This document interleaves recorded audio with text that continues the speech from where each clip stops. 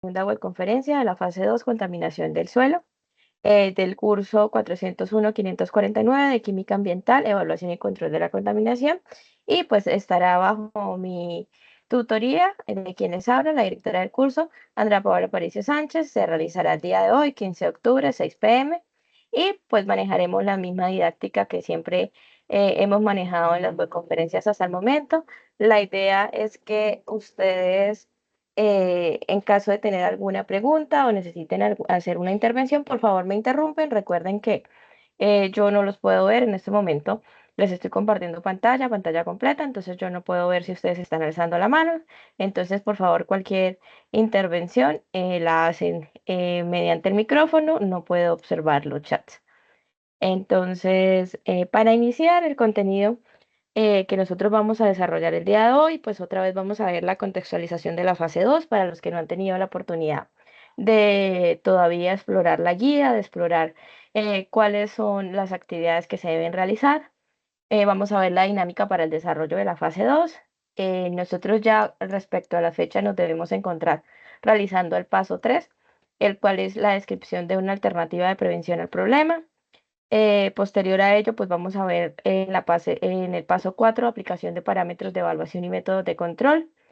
En el ejercicio 1 de este mismo paso, pues se realizará la identificación del tipo de suelo. Entonces vamos a hacer el ejercicio, un ejemplo del ejercicio del triángulo, aquí digamos que en conjunto, para que ustedes vean cómo se resuelve, cómo con el triángulo de texturas ustedes pueden saber qué tipo de suelo tienen.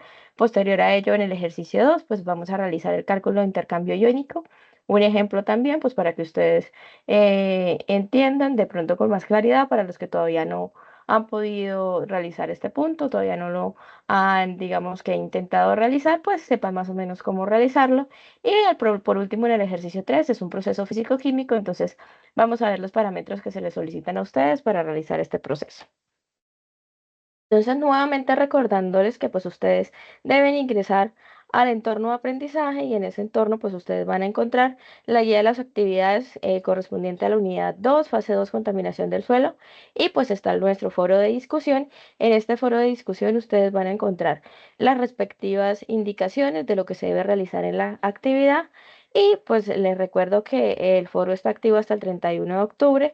Ese 31 de octubre pues es la fecha límite para que ustedes hagan el envío de su actividad en el entorno de evaluación. Recordarles que este foro se realimenta hasta 3 días antes, entonces más o menos hasta el 29 se les estará a ustedes realizando realimentación. Después de esta fecha, lo que ustedes compartan en el foro no será realimentado, entonces tratemos de siempre aportar con tiempo para que pues, cuando ya llegue la fecha de finalización del foro, pues ya ustedes hayan tenido realimentación de todos sus aportes. Igualmente, pues ahí van a encontrar ustedes la guía de actividades, la rúbrica de evaluación. Pueden descargar este PDF y lo pueden trabajar ustedes con mayor facilidad. Eh, Tener en cuenta también, chicos, les recuerdo que algunas veces, por lo general, yo siempre me encuentro los fines de semana, desde jueves, miércoles hasta los domingos o festivos, en componente práctico. Entonces, a veces yo me demoro un poquito en realimentarle los foros, pero siempre trato de tenérselos al día, de no atrasarme mucho. Pero entonces, de pronto en esos fines de semana, no esperen que de pronto de un domingo para el lunes ya se lo realimente, o de un sábado, porque siempre estoy un poco ocupada, entonces se me demora un poquito, pero la idea es que siempre yo los tengo al día con esto.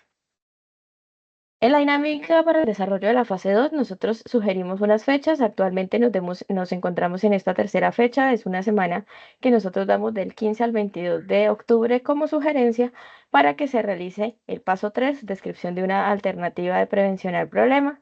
Tiene una ponderación de 20 puntos. Recuerden que ustedes encuentran en el formato que se les compartió en el foro todo lo que ustedes deben ir incluyendo.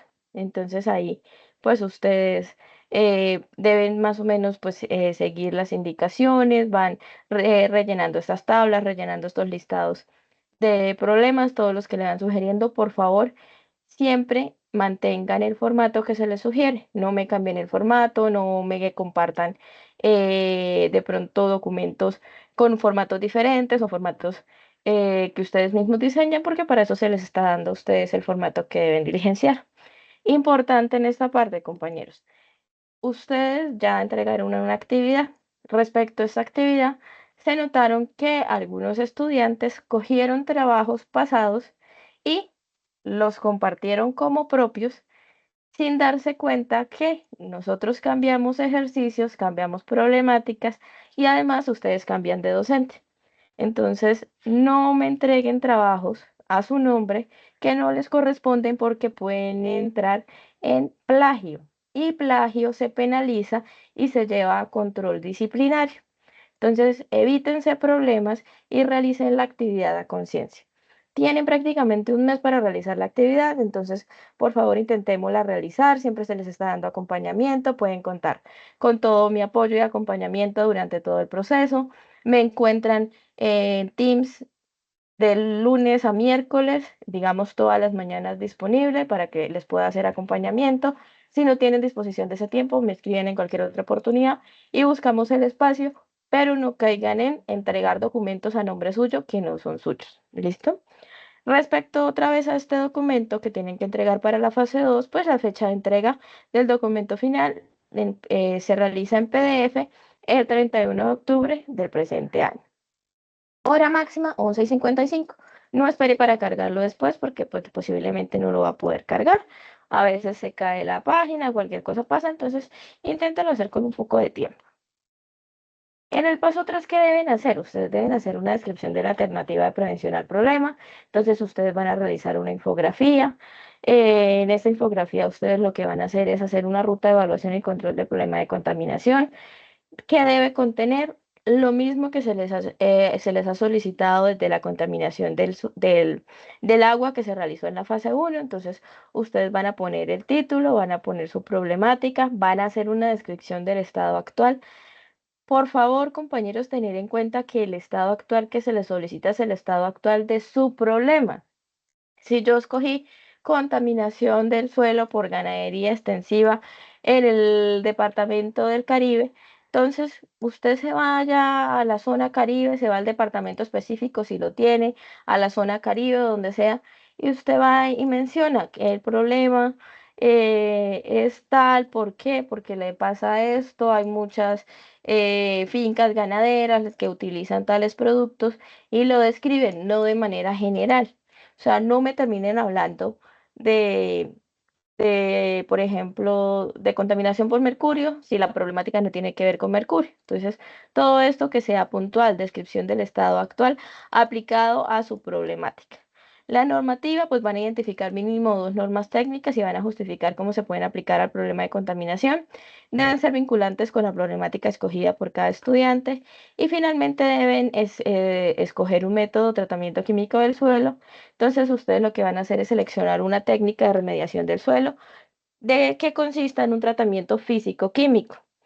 Además de esto, pues ustedes van a mirar qué ruta va a tomar, qué le permite, por ejemplo, qué ventajas tiene, qué desventajas tiene, y eso lo debe incluir. No olviden, por favor, qué pena, incluir bibliografía. Siempre es importante que incluyan bibliografía tanto para la infografía como para todo el ejercicio, toda esta temática que ustedes estén incluyendo, deben incluir estas referencias bibliográficas. En el primer punto, que se supone ya ustedes, muchos lo debieron haber realizado, si no, pues deben estar en este proceso, hacen en la parte de naturaleza, reconocimiento de la naturaleza, descripción de sustancias, procuren de una vez en el mismo texto incluir las referencias que están utilizando. No lo dejen para incluirlo después porque si no queda como si el texto hubiese sido un texto propio y cuando se pasa por Turnitin pues va a reconocer que eso no es texto propio, que está citado de otro lugar, pero resulta que ustedes no lo citaron. Entonces toda la información que ustedes tomen de fuentes que no sean autoría propia deben ser referenciadas. ¿Listo? Claros hasta acá, compañeros. ¿Alguna pregunta?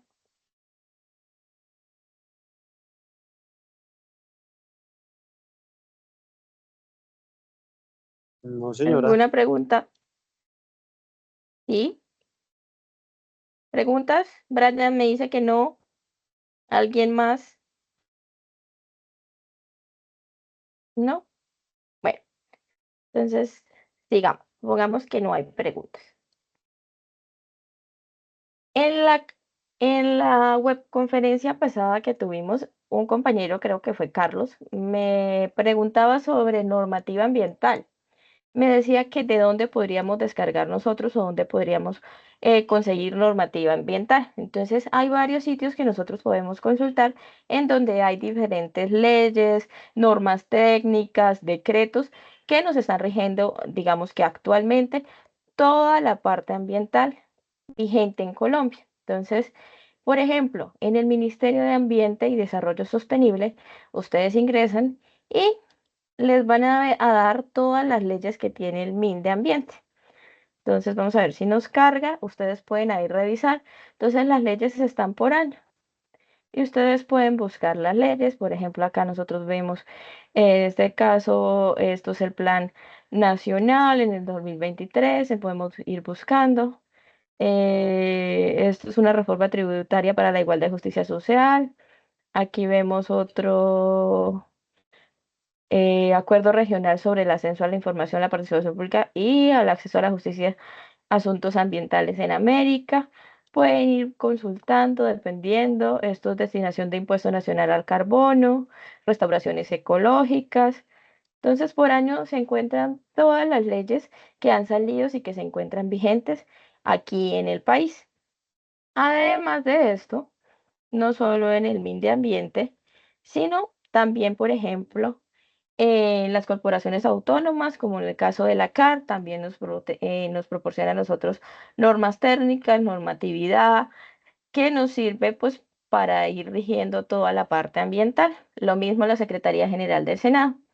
Entonces, actualmente la normativa ambiental que se encuentra vigente en Colombia está compilada en un decreto único reglamentario del sector de ambiente y desarrollo sostenible. Pues eso es un decreto que consta de más o menos 650 más o menos páginas y pues describe la estructura y las entidades que conforman el sistema de toma de decisiones ambientales. Además está la resolución 1023 del 2005 que establece las guías ambientales como un instrumento de autogestión y autorregulación. Y también la Constitución Nacional consagró en su artículo 80 que el Estado planificará el manejo y aprovechamiento de los recursos naturales. Adicional a esto encontramos el ANLA, que es la Autoridad Nacional de Licencias Ambientales, en donde nosotros encontramos todas las normas ambientales. Entonces acá está el listado de normatividad. Entonces, en el listado de normatividad, nosotros encontramos todos los decretos. Entonces, se encuentran los decretos y acá ustedes pueden descargar el documento. Entonces, por ejemplo, nosotros vemos aquí está el decreto único reglamentario del sector ambiente. Lo expidieron en agosto 26 del 2019, regulación de trámite en enero 10 del 2012. Aquí hay otro, un decreto 806 de regulación de trámites, jueves junio 4 del 2020, colecciones biológicas, permiso de recolección de especímenes de diversidad biológica, puertos para el comercio internacional de especímenes de fauna y flora silvestre, regulación de trámites, y seguimos bajando. Por acá abajo, nosotros vemos decreto agua, decreto 623 de aire y decreto 4130 hidrocarburos, decreto 4137.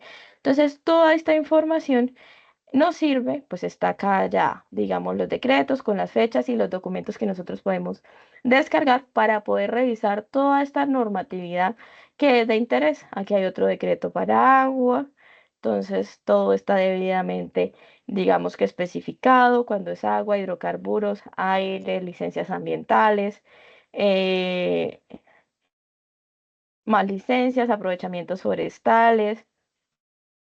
Y pues encontramos acá todos los decretos que han salido y las fechas en las expediciones de las resoluciones, pues para que ustedes puedan consultar, puedan descargar los documentos y revisar pues si las normas están vigentes, si ya han sido reemplazadas, si han tenido algún tipo de, digamos, de modificación y pues es digamos que es la normatividad que ustedes pueden utilizar para poder realizar su actividad y pues para cualquier otro fin pertinente que ustedes tengan. Claro, está acá. No sé si Carlos está conectado el día de hoy y le aclaré su pregunta. Sí, profesora, buenas noches. Sí, excelente, muchas gracias. Con mucho gusto, Carlos. Pues la idea es que es muy extenso y pues digamos que la webconferencia no es pertinente únicamente hablar de normas, como para que los pongamos únicamente a hablar de normatividad, pero pues ahí les comparto, ahorita les comparto los enlaces en el chat, si se me olvida al final me recuerdan, pues para que lo tengan a la mano y en cualquier momento ustedes los puedan consultar. Profe, una pregunta, buenas noches. Buenas El noches. primer decreto, el primer decreto que su merced mencionaba, el decreto único tal, ¿es el mismo compilado? Sí. Sí, señores, ese es el compilado de 300, de 653 páginas. Ah, ok, sí, es que Ese, no, digamos que en la sí, actividad es el pasada decreto único. no, No te escucho bien. Aló, sí, a la no te actividad pasada escucho lo estaba bien. buscando y no lo encontré. Ah, vale, sí, es el decreto único reglamentario, lo puedes descargar. Ahí está compilado y ahí está toda la información. Al final de la web les comparto los enlaces para que los puedan descargar y si quieren, pues ustedes los tienen ahí a la mano en sus documentos para que lo puedan utilizar cuando lo necesiten. ¿Listo? Entonces seguimos. Entonces, ya el paso 3 pues está claro, ustedes ya saben cómo deben realizar la infografía, ya realizaron una, ya se les realimentó a ustedes esa actividad, entonces ustedes ya saben cómo realizar todo, digamos que todo su procedimiento, ya conocemos más normatividad, sabemos dónde buscarla, entonces ese paso, digamos que hasta acá ya está claro. Los siguientes pasos corresponden a tres ejercicios del paso 4 que corresponden a la aplicación de parámetros de evaluación y métodos de control. Entonces, en el primero, pues se va a utilizar el triángulo de textura y se va a establecer el tipo de suelo de una muestra a partir de unos porcentajes de arcilla, limo y arena que pues yo les compartí en el foro. Respecto a esta información, el día de hoy yo en el foro les compartí una tablita modificándole algunos porcentajes, ya que en el momento de utilizar el triángulo de textura, estos porcentajes no se ajustaban bien para que ustedes pudieran hacer, digamos que, su diagramación correctamente. Entonces ya se les ajustó esos porcentajes, solo dos compañeros de los que han realizado aportes ya han avanzado ahí, ya se les hizo la claridad para que realicen ese ajuste. Para los que no, por favor, tengan en cuenta estos nuevos valores que se les compartió para realizar el triángulo de textura. Luego, pues en el ejercicio 2, la idea es que se realice un cálculo de intercambio iónico, entonces van a determinar la capacidad de intercambio iónico en una muestra de suelo con concentraciones que también yo les suministré en el foro y pues ustedes van a hacer el desarrollo del ejercicio, van a poner el procedimiento y finalmente el resultado. Y en el ejercicio 3 corresponde en un proceso físico-químico, entonces a usted se les va a dar un proceso respecto dependiendo de cada uno, de cada estudiante que usted seleccionó, y pues usted va a tener que responder una serie de preguntas. Entonces la idea es que ustedes realicen esto entre el 23 y el 29 de octubre y finalicen pues la actividad. Entonces, como mencionábamos en el ejercicio 1, la identificación del tipo de suelo, pues utilizamos un triángulo de textura y estos son los nuevos porcentajes que yo les compartí a ustedes. Se los compartí tanto en Word como les puse la tabla ahí a ustedes en el foro para que puedan consultar y puedan realizar este triángulo de textura. Entonces, con esa información, ustedes van a poner inicialmente acá. Entonces, si yo soy el estudiante A, voy a trabajar con 35% de arcilla, 75% de arena y 20% de limo. Entonces, voy a poner los porcentajes debajo de cada uno de los nombres. Entonces, arcilla, arena y limo. Cuando haga mi triángulo, pues voy a poner qué tipo de suelo me da. Y aquí voy a poner el triángulo de textura ubicando el punto en donde se me interceptaron las tres líneas. Entonces ahí yo voy a ubicar el tipo de suelo que finalmente obtuve. Dependiendo de ese tipo de suelo que yo obtuve, pues voy a describir las diferentes propiedades físico-químicas. El pH, la retención de agua, los usos del suelo, capacidad amortiguadora, minerales y nutrientes y la capacidad de intercambio catiónico de ese tipo de suelo, no de manera general. No me pongan todos los suelos, sino el suelo que les dé a ustedes después del análisis del triángulo de texturas. Aquí vamos a hablar de las partículas, entonces cómo se van a, digamos que, a distribuir o a dividir estas partículas. Cuando yo tengo partículas que se consideran gruesas, se encuentran en un tamaño de partícula de 0,05 milímetros a 2 milímetros y está caracterizada como grava y arena. Entonces aquí nosotros vemos una foto, esto es una foto microscópica, en donde se pueden ver más o menos cómo serían la aglomeración de todo este tipo de partículas. Posterior a ello tenemos lo que son limos. Los limos están en valores más o menos entre los 0,002 milímetros y 0,05 milímetros. Entonces aquí vemos que pues son muchísimo más compactados, son unas partículas más compactadas, más pequeñas. Y finalmente vemos lo que son las arcillas, aunque las arcillas normalmente son laminares, entonces por eso vemos que se acomodan como láminas, que hay algunos espacios entre ellas y son valores menores a los 0,002 milímetros. Vemos aquí cómo se desarrolla el ejercicio de textura en el triángulo. Vamos aquí a subirlo un poquito para que lo podamos ver completo.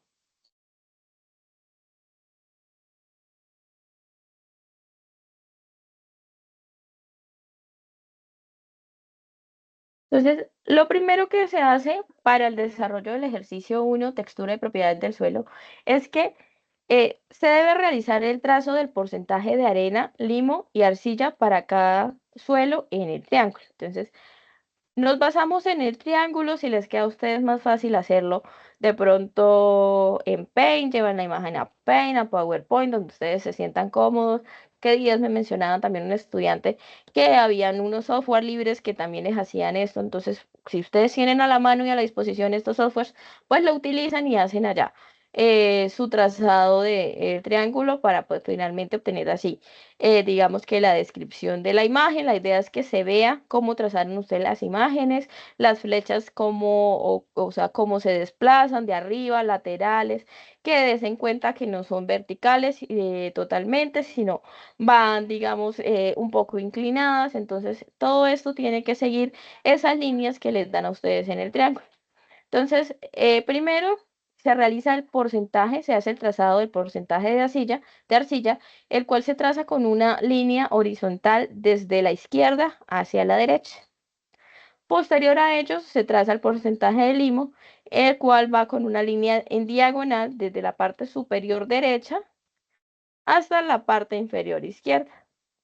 Y posterior, el porcentaje de arena se traza con una línea en diagonal desde la parte inferior derecha hacia la parte superior izquierda. Entonces, empezamos a trazarlos y vemos en dónde se unen las tres líneas. Se crea ese puntico y pues ahí se indica el tipo de suelo y pues elabora el paralelo con el que se mostró, como se muestra aquí en en la tabla anterior, que ustedes finalmente van a describir el porcentaje de arcilla, el porcentaje de arena, el porcentaje de limo que les correspondió y va a escribir aquí qué tipo de suelo. En este caso sería suelo franco arcilloso. Entonces yo escribiría en tipo de suelo, suelo franco arcilloso. Pongo mi imagen, el triángulo que yo realicé y busco respecto al suelo franco arcilloso qué propiedades físico-químicas tiene este suelo. Entonces ahí voy a describir, como les mencionaba, el pH, la retención del agua, los usos que tiene este suelo, capacidad amortiguadora, minerales y nutrientes y finalmente la capacidad de intercambio catiónicos C y C. ¿Preguntas hasta acá? ¿Todo claro? ¿Alguna Profe, esa pregunta del descripción de triángulo? propiedades, Sí. sí, esa descripción de propiedades, uno la busca en internet según la, la ubicación del triángulo. No, según el tipo de suelo. Eso, Con el triángulo, con el triángulo y los porcentajes que se les dio, ustedes van a, digamos que, a determinar qué tipo de suelo tienen ustedes, ¿sí?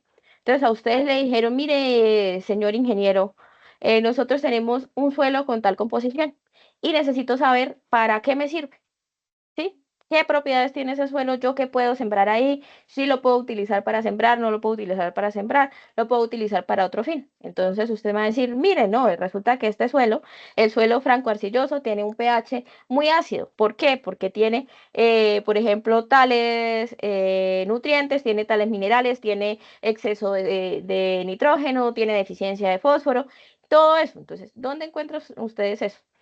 En la información que nosotros le hemos dado en esta página que yo siempre pongo al principio de la web, que es una página que ya todos los tutores que han pasado por este curso hemos ido realimentando, que es una página web, están los libros que prácticamente también pueden encontrar ustedes en el entorno de aprendizaje. Estos libros tienen química del suelo, química del agua, química del aire, y ustedes ahí pueden encontrar los diferentes tipos de suelo.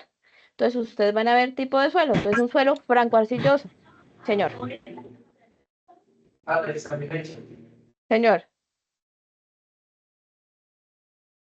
Bueno, suelo franco-arcilloso. Y van a ver cuáles son las características. Entonces ahí usted va a encontrar cuáles son esas propiedades físico-químicas. Si lo va a consultar en internet, que sea una referencia que tenga soporte, que sea un artículo, que sea un libro, si es una página, que sea una página que esté bien montada, como decimos nosotros, que tenga editor, que tenga referencia, que tenga toda esa información para que usted la pueda sustentar. Porque, pues, qué pena, evidentemente nosotros no vamos a sacar esa información por, digamos que por creación de nosotros mismos, sino son referencias que nosotros utilizamos para poder realizar todo este tipo de descripciones. Entonces, siempre que la fuente sea confiable, pues usted puede buscar si quieren páginas de internet, pero que tenga sustentación. Eso es lo importante. ¿Listo? ¿Claro? ¿Hasta acá?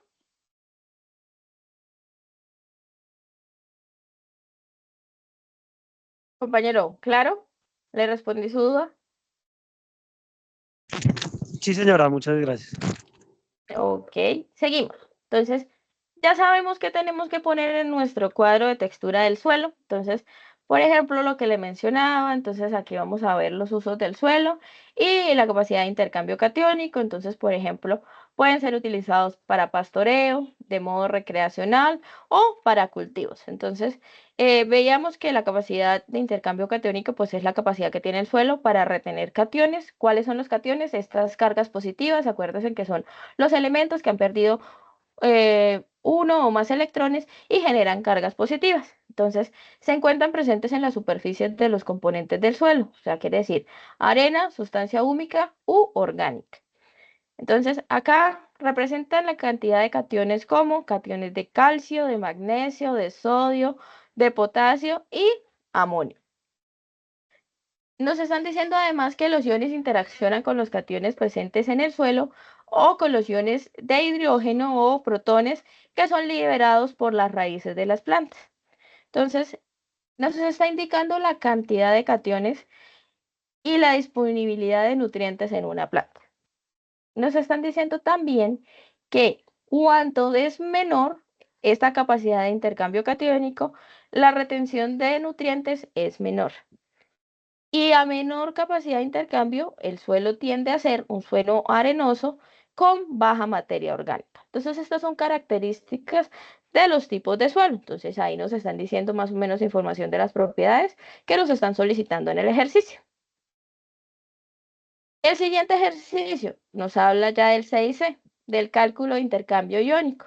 Entonces, nos están diciendo que determinemos la capacidad de intercambio catiónico de una muestra de suelo según las concentraciones de calcio, magnesio, de protones o de hidrógeno, de potasio y de sodio que se les suministra a ustedes. Entonces, a ustedes en ese cuadro se les está diciendo, para el estudiante A va a trabajar con una concentración de ion calcio de 38,7 miligramos sobre litro.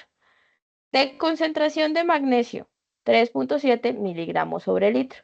Concentración de hidrógeno de 0,0012 miligramos sobre litro. Potasio, 0,17 miligramos sobre litro. Y sodio, 4,15 miligramos sobre litro. Con estos valores ustedes van a realizar los cálculos que los tienen que desarrollar. Acuérdense que no solo son los valores, algunos que me presentaron de pronto las tablas con solo los valores sin el cálculo les valía algo, no les, digamos que no se las anulé totalmente, pero tengan en cuenta que siempre me tienen que presentar los cálculos. Yo tengo que saber ustedes cómo realizaron el ejercicio para que finalmente me den el resultado. Entonces van a poner aquí los valores de cada concentración y van a desarrollar ese ejercicio. Entonces, acá les estoy compartiendo las tablas.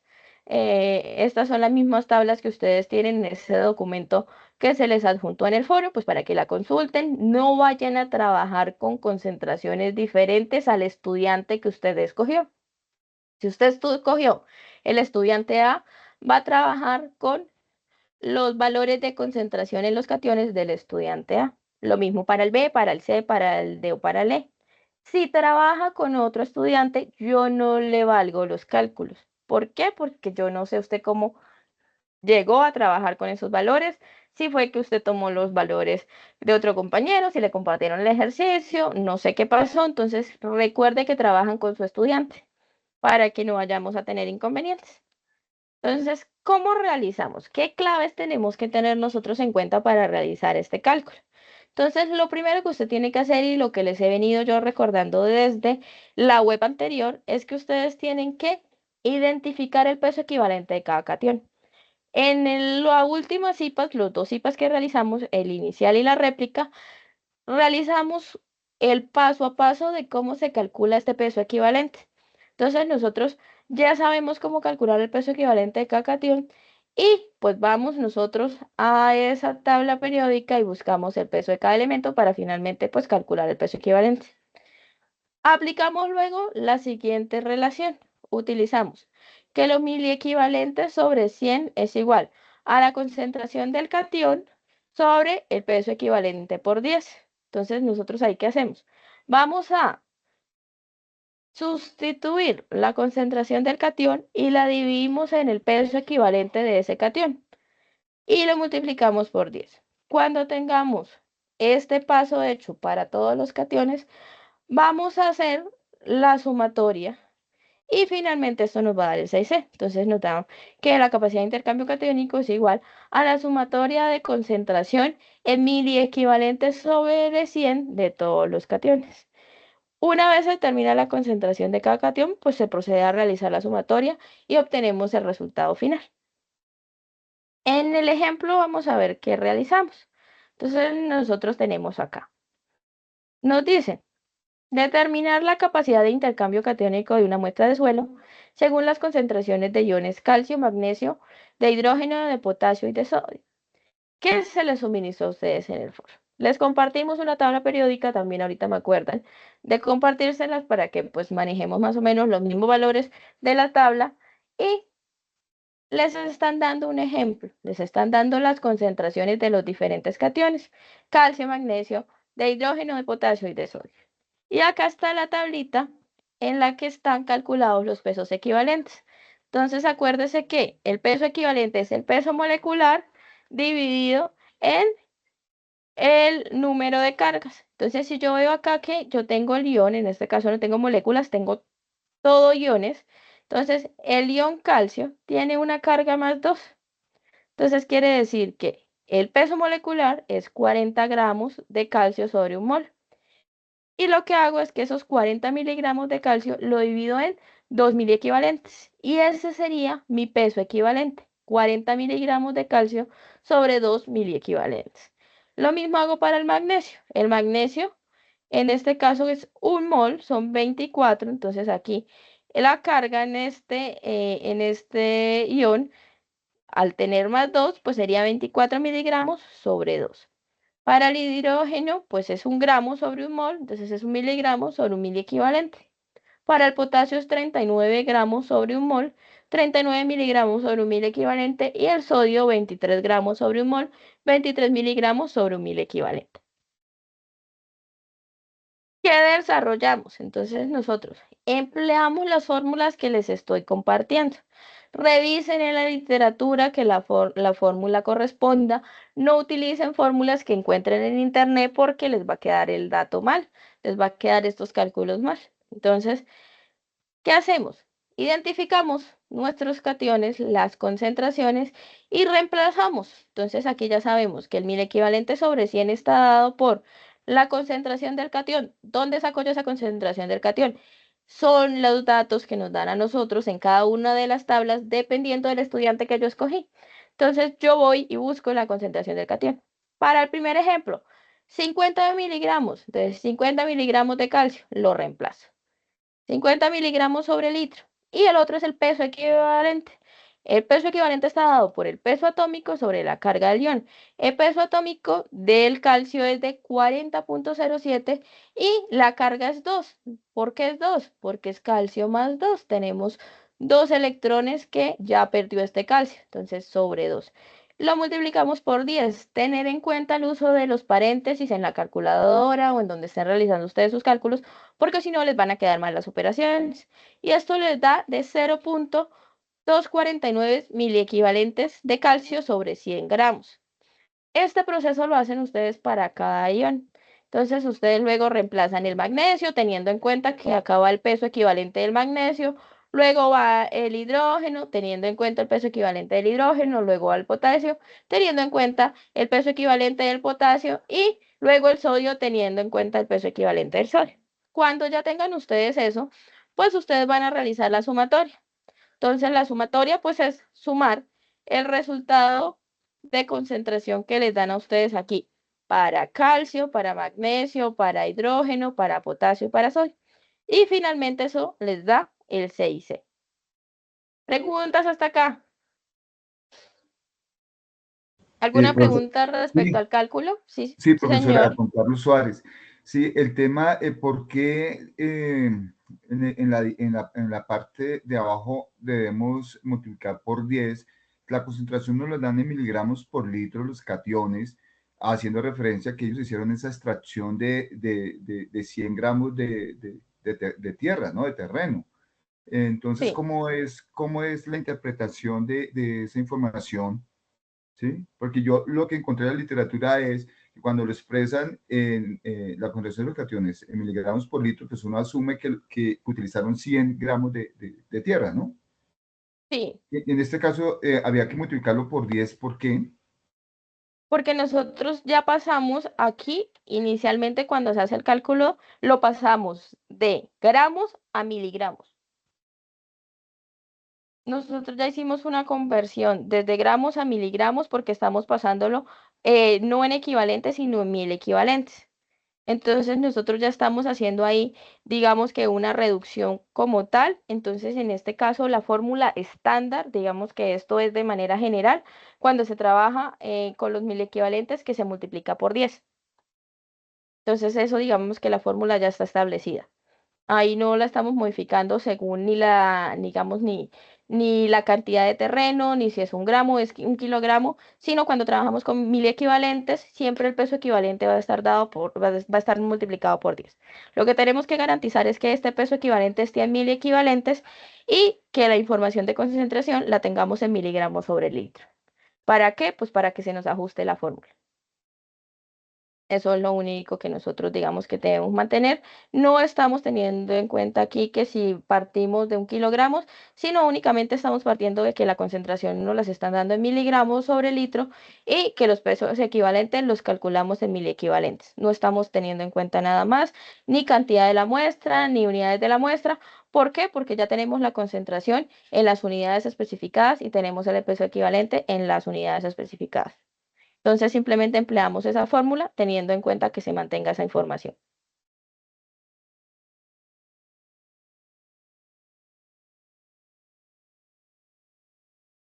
Profe, Señora, buenas noches. Es señora, para preguntarle con cuántas cifras decimales vamos a trabajar. ¿con cuántas cifras de decimales? Trabajamos con 3 cifras decimales. Gracias. ¿Listo? El compañero que realizó la pregunta, ¿alguna otra pregunta? Eh, ¿O alguien más tiene otra pregunta? Profesora, ¿cómo está? Con Carlos Suárez. No, profesora, no me queda claro el tema. Yo normalmente cuando hago cálculos con mil Ujú. equivalentes, es claro que si yo estoy cogiendo miligramos por litro, ¿sí? Y lo divido en el equivalente, pues, del catión, pues me van a dar los mil equivalentes. O sea, no entiendo por qué hay que multiplicar por 10, realmente no, yo no lo haría, yo no multiplicaría por 10, pero no sé si la fórmula es así, pues la ejecuto así.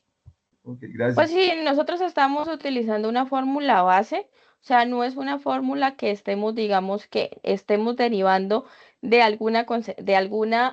de alguna muestra inicial. O sea, no estamos diciendo si yo trabajo por ejemplo, un kilogramo o estemos trabajando con 10 kilogramos, sino estamos diciendo los miliequivalentes en 100 gramos. Entonces, para que esta fórmula, digamos que nos funcione, tiene que ir multiplicado el peso equivalente por 10. O sea, la fórmula lo establece de esa manera. Entonces, por eso la utilizamos así. Entonces, O sea, no vamos nosotros, digamos que a calcular aquí, digamos, algo específico. O sea, no vamos de pronto a irnos a obtener una información en otras unidades diferentes. Entonces, vamos a mantener que sean miliequivalentes sobre 100 gramos. Entonces, para que se nos cumplan que sean miliequivalentes con 100 gramos, tenemos que multiplicar ese peso equivalente que tenemos en miliequivalentes por 100 y mantener las concentraciones en miligramos sobre litro. Entonces, simplemente operamos la fórmula como la tenemos. No le ponemos más ni le quitamos ese 10 porque lo establece la fórmula. O sea, la o fórmula sea, viene para que se sí, utilice así.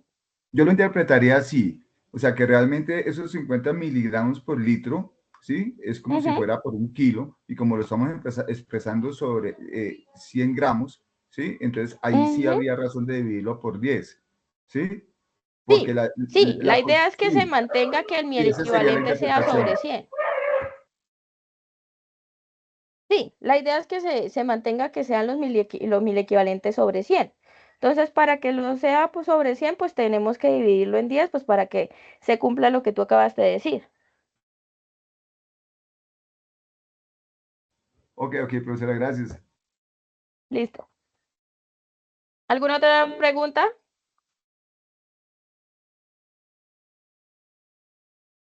¿No? Vale, entonces seguimos. Entonces, en la aplicación de los parámetros de evaluación y métodos de control de ese paso 4, nos faltaría a nosotros realizar el ejercicio 3, que son los procesos físico-químicos. Entonces, también ahí debemos tener en cuenta que nosotros tenemos ya seleccionado un estudiante. Para ese estudiante, pues nos dan a nosotros diferentes reacciones. Entonces, estas reacciones, pues ya están definidas: oxidación de cromo, reacción de complejación del ion mercurio, reacción de complejación del ion mercurio con ligante. Creo que ese se me está repitiendo, debe ser diferente, creo que lo copié mal. Y biometilación del plomo y biometilación del arsénico. Entonces, revisamos que estos procesos sean los que nosotros finalmente tenemos asignados según el estudiante. No trabajamos con procesos diferentes, no nos inventamos procesos físico-químicos, que reducción del hierro, que no estamos hablando de ningún tipo de proceso físico-químico diferente. Y pues la idea es que ustedes intenten realizar esas reacciones como se les están solicitando.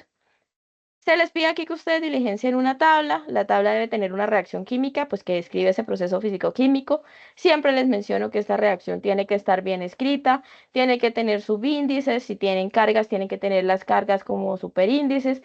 Tienen que tener estas flechas que le dicen a usted que, pues, que los reactivos están dando estos productos y toda esta información de manera correcta. Si la reacción está mal escrita, pues eso les empieza a restar a ustedes puntos. Aquí finalmente, pues a ustedes les están preguntando cuál es el impacto ambiental y a la salud de los seres vivos del proceso físico-químico y qué impacto ambiental tiene el metal pesado en el suelo. Entonces, ustedes van a completar esta información. No se me vayan a confundir y de pronto a poner que el proceso físico-químico es el mismo problema que ustedes tienen. Entonces me empiezan aquí a hablar de los componentes que hubo por ganadería extensiva en el Caribe. Entonces me ponen acá esto y me hablan el impacto de eso porque no es lo que se les está preguntando. ¿Listo? Entonces acá está más especificada la tabla. Esta es la tabla que tienen que diligenciar. Ya les dije más o menos la información que se les requiere, lo que tienen que ir incluyendo. ¿Preguntas hasta acá? ¿Alguna duda? Y Sí, profe, una Sí, preguntita. señora. Cuando estamos hablando de los impactos pues, negativos, ahí también trabajamos respecto a la fertilidad del suelo, o No, solamente las características. Ah, bueno, respecto al listo. proceso físico-químico. Entonces aquí le están Ajá. hablando de un proceso. Entonces, por ejemplo, su proceso es oxidación de cromo 3 a cromo 4. Entonces, usted mira ese proceso y mira ese proceso cómo impacta ambientalmente, cómo impacta la salud. No que se me queda de pronto retenido el cromo en el suelo, entonces luego eso va a ir a la planta y, por ejemplo, va a afectar a la salud porque el cromo es tóxico, empieza a bioacumularse en el cuerpo y causa tales efectos. Y el impacto ambiental, pues lo mismo, que contamina, que de pronto se filtra por el suelo, llega hasta las aguas y pues empieza también a fijarse en los animales, todo este tipo de procesos en lo que ustedes tienen que describir, pero entonces relacionado con el proceso físico-químico que se le asignó a cada uno de ustedes. Gracias. ¿Respondí las preguntas? ¿Alguna otra pregunta? No. Vamos acá. ¿Alguno de los asistentes tiene alguna otra pregunta?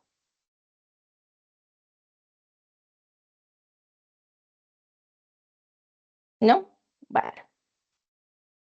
Entonces, pues únicamente ya aquí finalizaríamos, pues nuevamente yo extiendo la invitación para la séptima semana de la química y sus aplicaciones. Se realizará del 1 de noviembre de 3 de la tarde a 8 de la noche y el sábado de noviembre de 8 de la mañana hasta mediodía. Ya el evento de prelanzamiento lo realizamos. Fue el pasado jueves 3 de octubre a las 6 de la tarde. Y pues les informo también que se extendieron las inscripciones para los trabajos, para el envío de resúmenes. Si alguno de pronto ha venido trabajando, tiene algún trabajo que quiera presentar, pues lo puede presentar. Y pues la idea es que ustedes vayan, digamos que como afianzando toda esta parte de investigación, de divulgación de resultados, pues para que tengan de pronto más afinidad hacia toda la parte de proyección en investigación e innovación. Entonces, les voy también a compartir el link para que se puedan inscribir como asistentes los que no. Y pues en sus correos pueden revisar que ahí yo les he enviado y también en nuestro chat de Teams de equipo está toda la información y donde pueden acceder ustedes para poder de pronto enviar los resúmenes si alguno tiene interés. Entonces, ¿me recuerdan qué enlaces que yo de compartirles?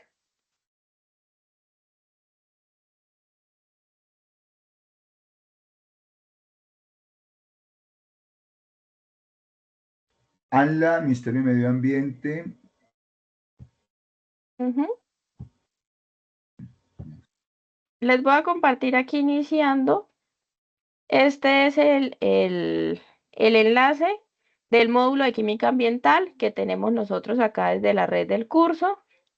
Además, les voy a compartir las leyes que me acordó aquí Carlos.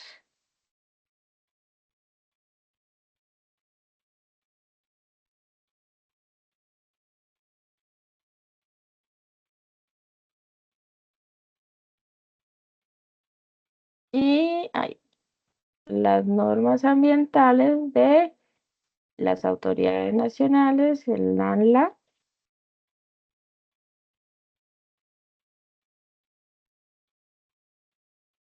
Les dije por acá que les compartía también la tabla. Era la tabla periódica.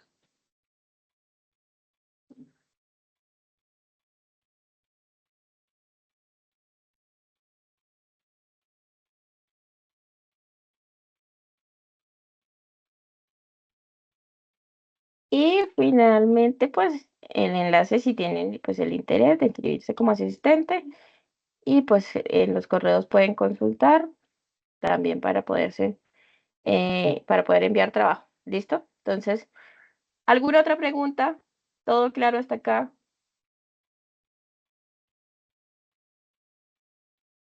¿No? Entonces, si nadie más tiene más preguntas, pues dejo de compartir.